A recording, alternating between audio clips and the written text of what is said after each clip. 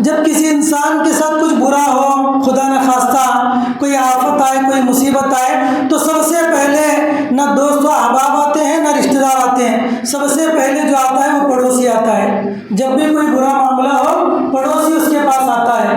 اللہ وحدہ لا شریک لہ واشہد ان محمدا عبدہ ورسولہ، اما بعد۔ قال اللہ سبحانہ وتعالی واعبدوا اللہ ولا تشرکوا بہ شیئا وبالوالدین احسانا وبذی القربى والیتامى والمساکین والجار ذی القربى والجار الجنب والصاحب بالجنب وابن السبیل وما ملکت ایمانکم۔ محترم سامعین، میں نے آپ لوگوں کے سامنے سورۃ النساء آیت نمبر 36 کی تلاوت کی ہے، جس میں اللہ رب العالمین نے بعض افراد، بعض لوگوں کا تذکرہ کیا ہے جن کے ساتھ حسن سلوک کرنے کا حکم دیا گیا ہے۔ اللہ فرماتے ہیں، اے لوگو، تم اکیلے اللہ کی ذات کی عبادت کرو، ولا تشرکوا بہ شیئا، اور اس کے ساتھ کسی کو شریک نہ کرو، والدین کے ساتھ احسان کا معاملہ کرو، قریبی رشتہ داروں کے ساتھ حسن سلوک کرو، یتیموں مسکینوں کے ساتھ خیر کا معاملہ کرو، والجار ذی القربى والجار الجنب، اور قریبی پڑوسی کے ساتھ خیر کا معاملہ کرو۔ تو اس آیت کریمہ میں اللہ رب العالمین نے لوگوں کو احسان کا معاملہ کرنے کا حکم دیا، کئی رشتہ داروں کے ساتھ، کہیں پر یتیموں مسکینوں کے ساتھ۔ تو اس میں ایک جو بنیادی چیز ہے وہ ہے پڑوسیوں کے ساتھ حسن سلوک کرنا۔ میرے بھائیوں، پڑوسی یہ ہر انسان کے ساتھ زندگی میں پڑوسی کے ساتھ لاحقہ ضرور ہوتا ہے۔ دنیا میں ہر انسان کسی نہ کسی کا پڑوسی ہوتا ہے، اور کوئی نہ کوئی اس کا پڑوسی ہوتا ہے۔ کوئی بھی انسان بغیر پڑوسی کے نہیں رہتا۔ جب کئی پڑوسی ملتے ہیں تب ایک معاشرہ، ایک سوسائٹی بنتی ہے۔ تو ان کے ساتھ اچھائی کا معاملہ کرنا، حسن سلوک کا معاملہ کرنا، یہ اسلام کی تعلیم ہے۔ اس لیے کہ انسان کو روزانہ ہر دن صبح شام پڑوسی کا سامنا کرنا ہوتا ہے، اس سے ملنا جلنا ہوتا ہے۔ تو یہ پڑوسی انسان کی زندگی کا ایک اٹوٹ حصہ ہے۔ بغیر پڑوسی کے کوئی نہیں رہتا، ہر انسان کا کوئی نہ کوئی پڑوسی ہے۔ اور دیکھیے، پڑوسی کے ساتھ اچھائی کی متعدد مقامات پر تعلیم دی گئی ہے۔ بہت ضروری ہے کہ انسان اپنے پڑوسیوں کے ساتھ اچھا رہے، یہ ایمان کا تقاضا ہے، یہ اسلام کی تعلیم ہے۔ اور دنیا کے اندر جب کسی انسان کے ساتھ کچھ برا ہو، خدا نخواستہ کوئی آفت آئے، کوئی مصیبت آئے، تو سب سے پہلے نہ دوست و احباب آتے ہیں، نہ رشتہ دار آتے ہیں، سب سے پہلے جو آتا ہے وہ پڑوسی آتا ہے۔ جب بھی کوئی برا معاملہ ہو، پڑوسی اس کے پاس آتا ہے، اور پڑوسی اپنے پڑوسی کے ہر خیر و شر میں شریک ہوتا ہے، ہر خوشی اور غمی میں شریک ہوتا ہے۔ تو پڑوسی کے ساتھ اچھا رہنا یہ اسلام کی تعلیم ہے۔ اس آیت کریمہ میں اللہ رب العالمین نے وہی بات بیان کی کہ اکیلے اللہ کی عبادت کریں، اس کی ذات میں کسی کو شریک نہ کریں، اور پڑوسی کے ساتھ حسن سلوک کریں، پڑوسی کے ساتھ اچھائی کا معاملہ کریں۔ ایک مقام پر نبی کریم صلی اللہ علیہ وسلم نے ایمان کا واسطہ دے کر فرمایا، من کان یؤمن باللہ والیوم الآخر فلیکرم جارہ، فلیکرم جارہ۔ جو انسان اللہ کے ذات پر اور یوم آخرت پر ایمان رکھتا ہو، اس کے لیے ضروری ہے کہ وہ اپنے پڑوسی کی عزت کرے، پڑوسی کی تکریم کرے، اس کے حقوق کی ادائیگی کرے۔ ورنہ انسان دنیا کی بہت ساری نیکیاں کر لے، اگر پڑوسی کے ساتھ وہ اچھا نہیں ہے تو جہنم میں جانے کے امکانات ہیں، جہنم میں جانے کے امکانات ہیں۔ اس لیے اللہ کے نبی نے فرمایا پڑوسی کے ساتھ اچھا معاملہ کرو، فلیکرم جارہ۔ اور ایک روایت میں پھر اللہ کے نبی نے ایمان کا واسطہ دے کر فرمایا، من کان یؤمن باللہ والیوم الآخر فلا یؤذی جارہ۔ جو آدمی اللہ کے ذات پر اور یوم آخرت پر ایمان رکھتا ہے، اس کے لیے ضروری ہے کہ وہ اپنے پڑوسی کو تکلیف نہ دے، اپنی زبان سے، اپنے ہاتھ سے، اپنی سوچ اور فکر سے، کسی بھی طرح سے اپنے پڑوسی کو تکلیف نہ دے۔ ترمذی کی روایت ہے، آپ علیہ الصلوۃ والسلام فرماتے ہیں، اللہ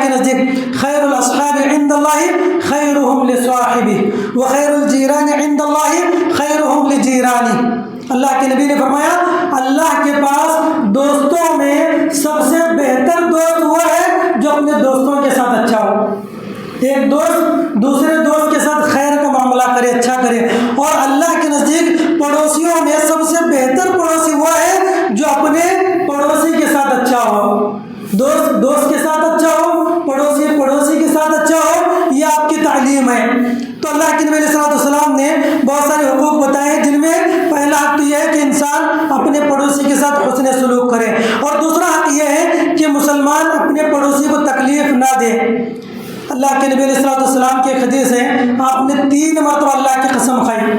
آپ نے کہا واللہ لا یؤمن واللہ لا یؤمن واللہ لا یؤمن، قیل یا رسول اللہ ومن، قال الذی لا یأمن جارہ بوائقہ۔ اللہ کے نبی نے کہا اللہ کی قسم وہ شخص مومن نہیں ہو سکتا۔ 3 مرتبہ اللہ کے نبی نے قسم کھائی۔ اور دیکھیے قسم کسی اہم چیز پر کھائی جاتی ہے۔ اللہ کے نبی علیہ السلام کسی اہم چیز کے لیے قسم کھاتے ہیں، تو آپ نے قسم کھا کر کہا کہ وہ شخص مومن نہیں ہو سکتا۔ صحابہ نے پوچھا اللہ کے نبی کون؟ تو آپ نے کہا وہ شخص جس کا پڑوسی اس کے تکلیف سے، اس کے ایذا رسانی سے محفوظ نہ ہو، تو وہ شخص مومن نہیں ہو سکتا۔ حالانکہ انسان کے اندر دوسری بہت ساری نیکیاں ہیں، لیکن اپنے پڑوسی کو تکلیف دیتا ہے تو اس کی نیکیوں کا فائدہ نہیں۔ اور ایک حدیث جو ہم نے پہلے دن دیکھی تھی، بالکل حقوق کے متعلق ہے، اللہ کے نبی علیہ السلام نے فرمایا، آپ نے فرمایا کہ آپ کے سامنے ذکر کیا گیا ایک ایسی خاتون کا، ایک ایسی عورت کا ذکر کیا گیا جو بہت نمازیں پڑھتی ہیں، بہت سارے روزے رکھتی ہیں، بہت صدقہ و خیرات کرنے والی ہے، غیر انہا تؤذی جیرانہا بلسانہا، لیکن حال یہ ہے کہ وہ اپنی زبان سے اپنے پڑوسی کو تکلیف دیتی ہے۔ تو اللہ کے نبی نے فرمایا ہی فی النار، وہ عورت جہنمی ہے۔ تو عورت پڑوسی کو تکلیف نہ دینا یہ اسلام کی تعلیم ہے۔ ایک روایت ہے ترمذی کی، آپ علیہ السلام نے صحابہ سے کہا کہ کوئی ایسا بندہ ہے کہ میں اس کو چند چیزیں دوں گا، وہ خود اس پر عمل کرے اور دوسرے جو لوگ عمل کرنے والے ہیں ان تک یہ بات پہنچائے۔ جو شخص لے مجھ سے فیعمل بہن اور یعلم من یعمل بہن، وہ خود عمل کرے اور ان لوگوں تک یہ بات پہنچائے جو ان کے اوپر عمل کرے۔ وہ 5 چیزیں کیا ہیں؟ آپ نے فرمایا پہلی چیز اتق المحارم تکن اعبد الناس، کہ اللہ کی حرام کردہ چیزوں سے بچو، بہت بڑے عابد بن جاؤ گے۔ ہم لوگ کیا سمجھتے ہیں عبادت کا معنی صرف نماز پڑھنا، روزہ رکھنا، صدقہ کرنا، یہی عبادت ہے۔ میرے بھائی صرف یہ عبادت نہیں ہے، بلکہ حرام چیزوں سے بچنا بھی بہت بڑی عبادت ہے۔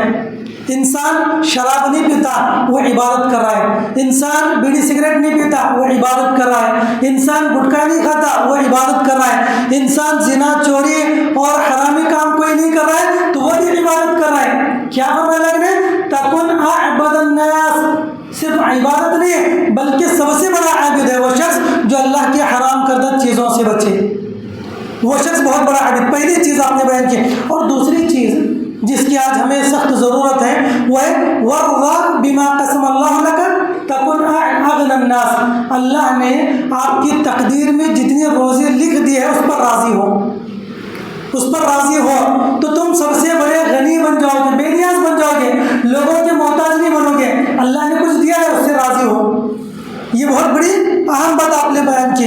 تیسری چیز آپ نے فرمایا وَأَحْسِنْ إِلَىٰ جَارِكَ تَكُنْ مُؤْمِنًا، اپنے پڑوسی کے ساتھ حسن سلوک کرو تم مومن بن جاؤ گے۔ تو مومن کی علامت آپ نے یہ بیان کی کہ انسان پڑوسی کے ساتھ اچھا رہے۔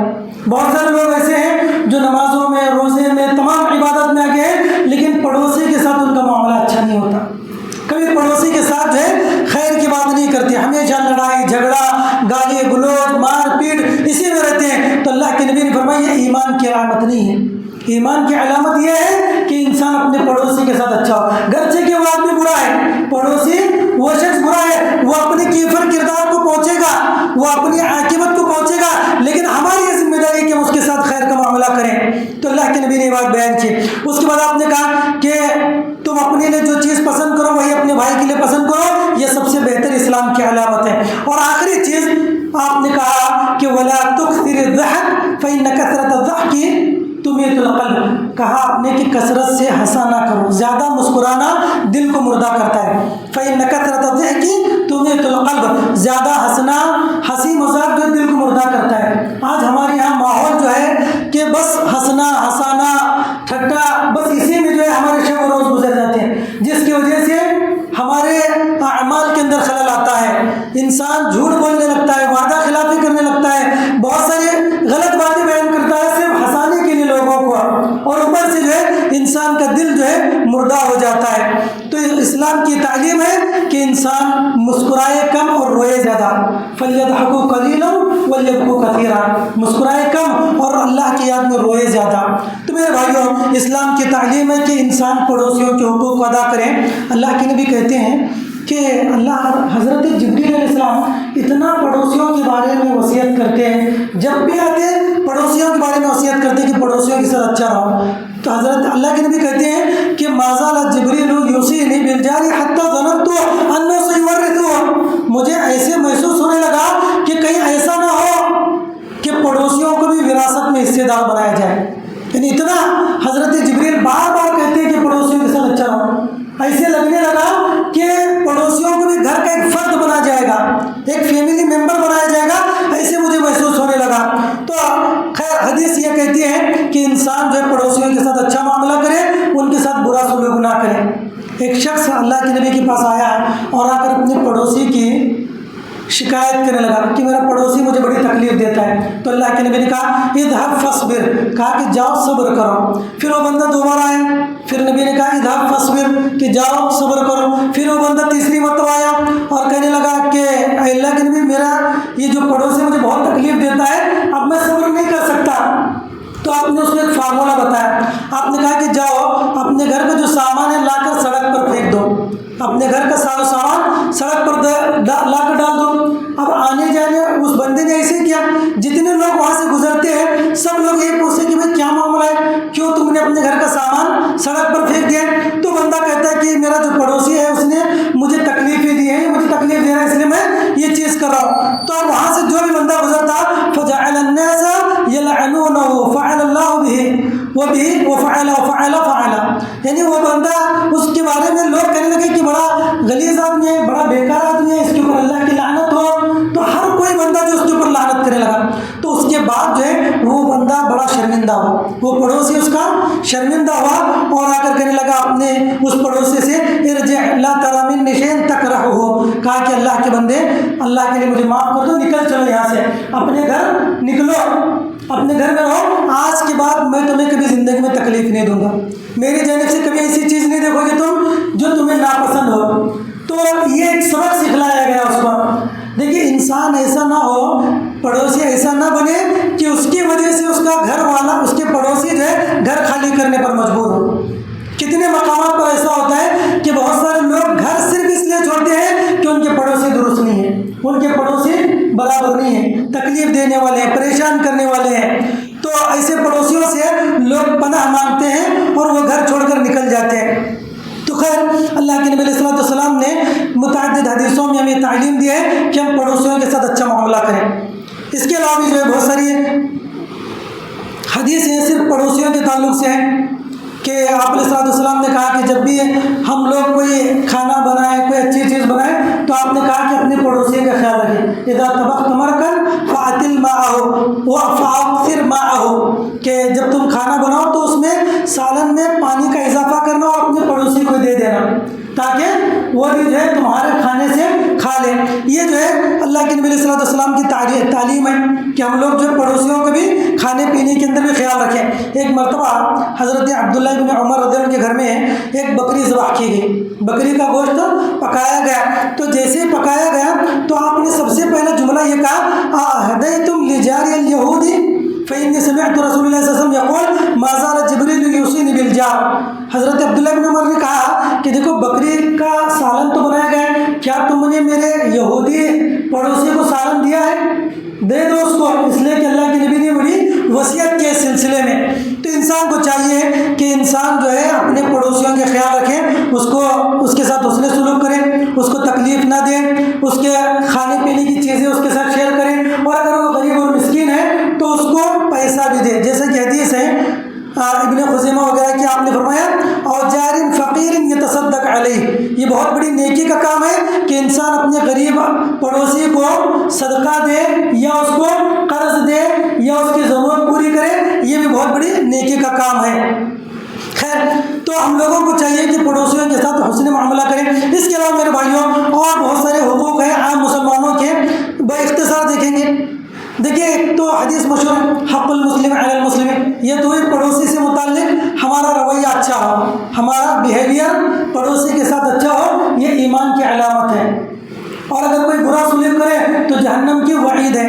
اب اس کے علاوہ دیکھیے کچھ ایسے حقوق ہیں جو کامن ہر مسلمان کے، آپ نے فرمایا حق المسلم علی المسلم ست، ایک مسلمان کے دوسرے مسلمان پر 6 حقوق ہیں۔ ان میں پہلا حق یہ ہے کہ جب وہ سلام کرے تو سلام کا جواب دیں، جب وہ کسی دعوت میں بلائیں تو اس کی دعوت قبول کریں، اگر وہ نصیحت طلب کرے آپ سے کسی چیز میں، کوئی معاملہ ہے مشورہ طلب کر رہے ہیں آپ اچھا مشورہ دیں، نصیحت طلب کر رہے ہیں اچھی نصیحت کریں، اگر وہ چھینک دے اور الحمدللہ کہے تو آپ اس کے بعد یرحمک اللہ کہیں، اور اگر وہ بیمار ہو جائے تو اس کی عیادت کریں، اور اگر اس کی وفات ہو جائے تو تم اس کے جنازے میں شریک ہو۔ تو یہ کامن جو ہے مسلمانوں کے حقوق ہیں جن کی ہمیں ادائیگی کرنی ہے۔ دیکھیے ایک طویل حدیث ہے جس میں آپ علیہ السلام نے مسلمانوں کو کچھ بنیادی حقوق بتائے۔ مسلمانوں کا آپس میں رویہ کیسا ہونا چاہیے، تعامل معاملات کیسا ہونا چاہیے۔ آپ نے کہا لا تحاسدوا ولا تناجشوا ولا تباغضوا ولا تدابروا ولا يبيع بعضكم على بيع بعض۔ آپ نے کہا مسلمانوں آپس میں ایک دوسرے سے حسد نہ کرو۔ آج کتنے مسلمان ایسے ہیں جو اپنے ہی رشتہ داروں کو دیکھ کر، دوست و احباب کو دیکھ کر یا محلے والوں کو دیکھ کر حسد کرتے ہیں، ان کی خیر، ان کی بھلائی، ان کی ترقی، ان کی پروموشن سے جو ہے حسد کرتے ہیں۔ نبی نے کہا لا تحاسدوا ولا تناجشوا، ایک دوسرے پر حسد نہ کرو، ایک دوسرے کو دھوکہ نہ دو، ایک دوسرے سے بغض نہ رکھو، اور ایک دوسرے کے پیٹھ پیچھے بغض نہ ہو، غیبت نہ کرو، ولا یبیع بعضکم بعضا، ایک دوسرے کی بیع پر بیع نہ کرو۔ اس کے بعد آپ نے جملہ کہا وکونوا عباد اللہ اخوانا، اے لوگوں تم آپس میں بھائی بھائی بن کر رہو، ایک دوسرے کے بھائی بن کر رہو، گرچہ کہ تمہارا وہ رشتہ دار نہیں ہے، سلمی بھائی نہیں ہے، پھر بھی تم جو ہے بحیثیت مسلمان اس کے بھائی ہو۔ تو آپ نے کہا وکونوا عباد اللہ اخوانا، اے مسلمان آپس میں بھائی بھائی بن کر رہو۔ اس کے بعد آپ نے کہا کہ کوئی مسلمان کسی مسلمان پر ظلم نہ کرے، اور نہ ہی اس کو کسی ظالم کے پاس سپرد کرے، اور کوئی مسلمان کسی مسلمان کو حقیر نہ جانے۔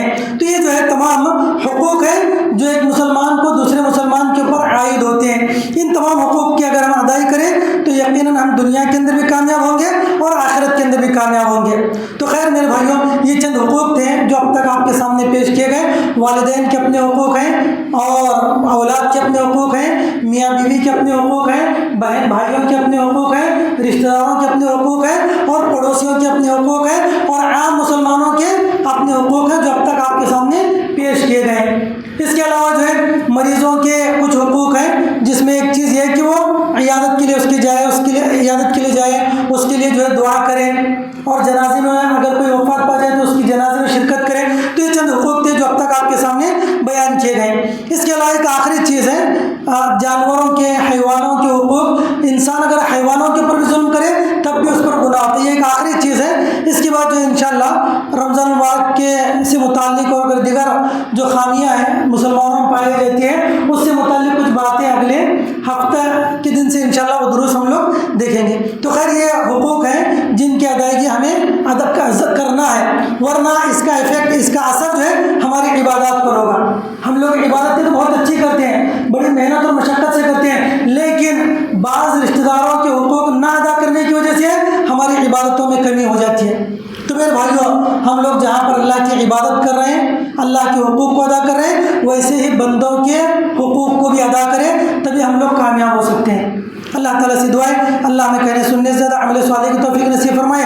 اللہ تعالیٰ تمام مسلمانوں کو آپس میں ایک دوسرے کے حقوق کو ادا کرنے کی توفیق عطا فرمائے۔